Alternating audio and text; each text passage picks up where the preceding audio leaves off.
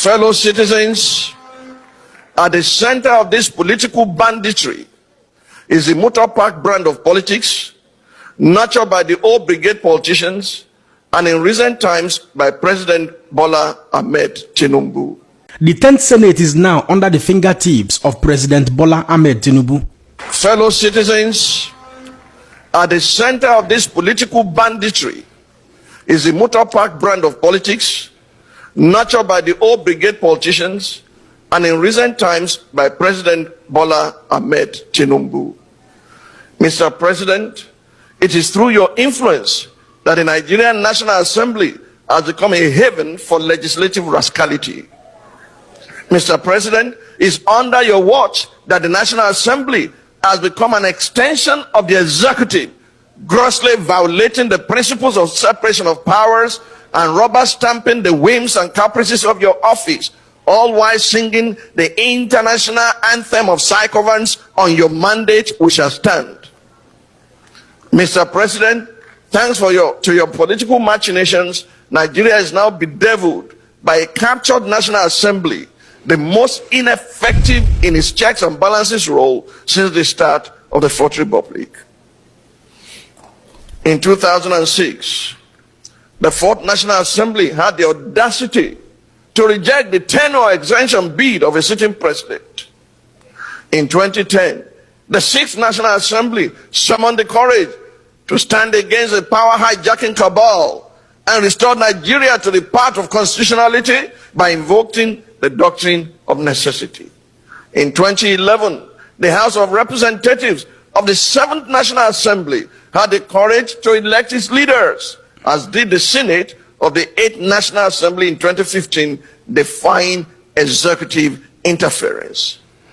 This National Assembly, the 10th, has by its unconstitutional endorsement of the President's abuse of powers proven to be the most spineless in our recent history. For its actions and inactions, the National Assembly has in effect become the 48th member of the President's cabinet. While a cabinet minister by the name of Wike, is it Wike or Wike or Wike?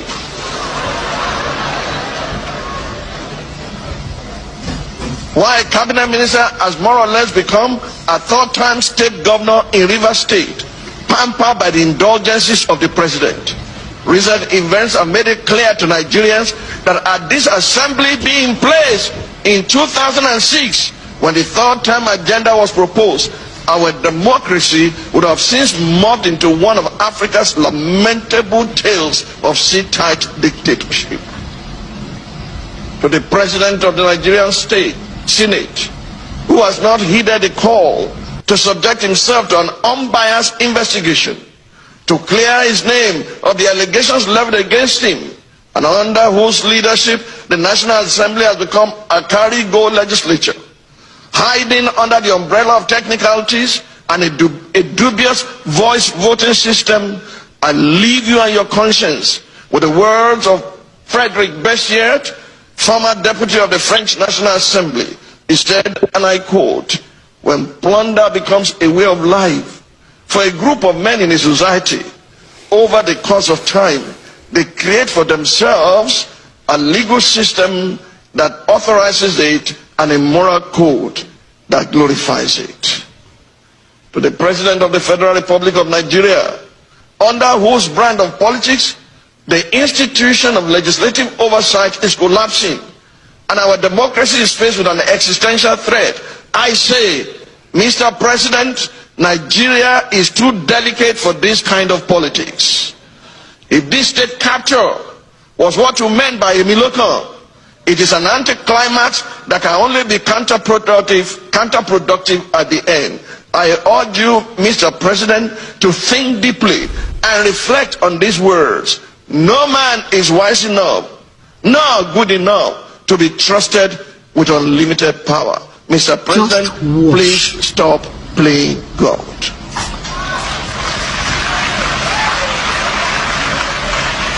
anything that concern government, concern politics, see, leave it to Nigerian youth of nowadays, because they are not reluctant anymore.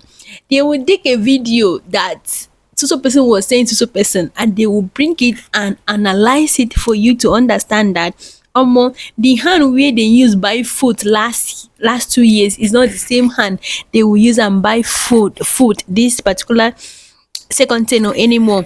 See, even I go hear am, even I go collect for him body woto, because the right person that we voted will be the person that we're going to sit there. If we are voting for any other person, whether Peter Obi, Atiko, anybody that we are voting for is the person that we are going to make sure that the person sat down there. So INEC, no matter how you do it, if the country not affect you, it affect us. See, it affect us nowadays. I saw a video of a quite one person, quite one police saying that, oh, this is the item that we collected from the. Why didn't you collect billions? Why is it only the stolen items that you people returns? Why is it like, make sense, make it make sense. Let us understand much more about this thing, because hey, the owner they turn the situation around. Chele, nobody waiting will sign up for be this. So anybody that is voting, like they normally say that this part of election, Wike is on the run, Tinubu is on the run, Senate President is on the run. See, we don't even want to understand. We don't even want to hear una. What we hear, and they will come out and mention 1 billion, 1 trillion, 500 billion, not only million. Borrowing, they borrow, they do this. Anyways, I will leave the full video for you to watch. Like, share, and subscribe. You see all the rascality going on at the legislative arm of the government. Anything Mr. President brings forth, approved. They approved the state of emergency in Rivers State, approved the suspension of Sim Fubara. Look at the shenanigan now going on between Senator Natasha Akpbio and the Senate President, Senator Déàth Akpbio. Look at how they are disgracing Nigeria. It means that court has become invalidated. Court has become nothing. Judiciary is nothing in this country, in Nigeria. And you see all these rascalities going on. Mr. President will bring one bill. I want to borrow money. Boom. It is approved. Just to refresh your memories, as cited by Pastor Tunde Bakare, in 2006, when Senator Ken Nnamani was the Senate President, although General Olusegun Obasanjo is still denying that he was not pushing for a third term, but according to the senator, as Nigerians witnessed in that year 2006, when that motion was brought to the Senate, he saw that some members of the National Assembly were already giving up to give their voting and approval for the third term bid. In his wisdom, he decided to adjourn the plenary section. He told the senators to go back to their constituency to get the views of their people so that their vote will be a representation of their people. On coming back after the adjournment, many of them changed their mind. And that was exactly how that third term bid of Olusegun Obasanjo was squashed. Imagine if that is in this year 2025, when the whole world is already moving on. Of course, the 10th Senate would have approved it to the favor of Alhaji Bola Ahmed Tinubu. Then, in 2010, as cited by Pastor Tunde Bakare, when the doctrine of necessity was invoked by the National Assembly, when Yar'Adua was critically ill and was flown out of Nigeria for medical treatment, he was away between November 2009 down to early 2010, I think around January or February. Just about 109 days. Then in February 9, 2010, the Senate said, no, we have to invoke the doctrine of necessity in order not to create vacuum at the presidency, in order not to create vacuum at the seat of power that be. Eventually, they made a pronouncement that Goodluck Ebele Jonathan was going to be the acting president. Immediately, it was effective. That was how Goodluck Jonathan, from acting president, became the president. If it is in the year 2025 with the 10th Senate, I tell you most solemnly, it will never happen, because it never happened with the administration of the late General Muhammadu Buhari. How many days was Buhari out of office? In fact, cumulatively between 2016 and 2022, Buhari was out of office for about 225 or 226 days. Yes, in 2017 alone, he was out of office for about 105 to 110 days. And nothing happened with the Senate. You know what I mean? Nothing happened with the Senate. The same doctrine of necessity that was invoked in 2010 when Yar'Adua was out of office for just 109 days. It never happened with the case of General Muhammadu Buhari. That is the catastrophe I'm telling you that APC government has entrenched in this country down till this moment.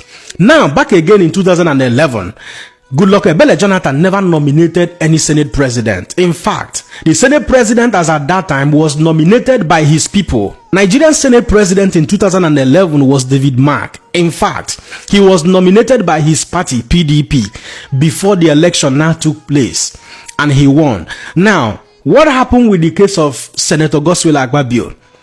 President Alhaji Bola Ahmed Tinubu nominated Akpbio first and nominated somebody as a deputy even before the election. Now ask me, how would you now begin to vote against a Senate president that has been nominated by the incumbent president? It is almost impossible in a developing nation like Nigeria, where sycophancy is very prominent, where criminality and rascality thrives in the polity. So when we talk about the state capture in this country, Nigeria, we like to give you some of these fundamental issues, fundamental principles of true democracy that we have once experienced in Nigeria in the past governance, from that of Goodluck Ebele Jonathan down to Olusegun Obasanjo. You see that the Senate was independent of the presidency, independent of the executive arm of government. But today, like Pastor Tunde Bakare has cited, the National Assembly has become an extended arm of the presidency. And that is why there is nothing that Mr. President will do today that the Senate will not support him, because the Senate has been captured. And that is why it has become really very, very almost impossible and difficult to have a free, fair and credible election under this administration of APC, led government under the leadership of Alhaji Bola Ahmed Tinubu. I cry for my country because rascality continues to thrive. That is why up to today, all the rascality is going on. You will never see Mr. President talk about it. He will never make a comment. He will keep quiet as if he doesn't know what is going on. He only talks about the things that he has interest in. A typical example is the crisis in Rivers State, because his intention is to capture that very state. Only God knows what they want to do with it, because I know that Wike also has his own, intentions. Then Pastor Tunde Bakare also talked about Wike. Everybody has seen what is going on in Abuja: land grabbing, allocating land to his sons, to his family members, to his 90-year-old dad, as alleged by People's Gazette and some other, media handles. Mr. President is not saying anything, and nobody will say anything. That is the corrupt nation we are living in. So when you see us criticizing this very government, it's not as if we hate anybody. We don't hate anybody. It's as a result of the rascalities they are dishing out to Nigerians day in, day out. Aside the rascality, the hunger they have thrown this country into. A man who claimed he prepared for 30 years came out on the day of inauguration and screamed, "Subsidy is gone." Since that very day till today, hunger has been multiplying. Cost of commodities has never come down in Nigeria. I wonder how Nigerians will live through from now till 2027, when the next election will come up. At this point, you guys need to continue to know the truth, and we will continue to x-ray some of these things so that you know the state of the nation we are living in. When we talk about rascality, APC government in the last 10 years has entrenched rascality in this country, Nigeria. At this point,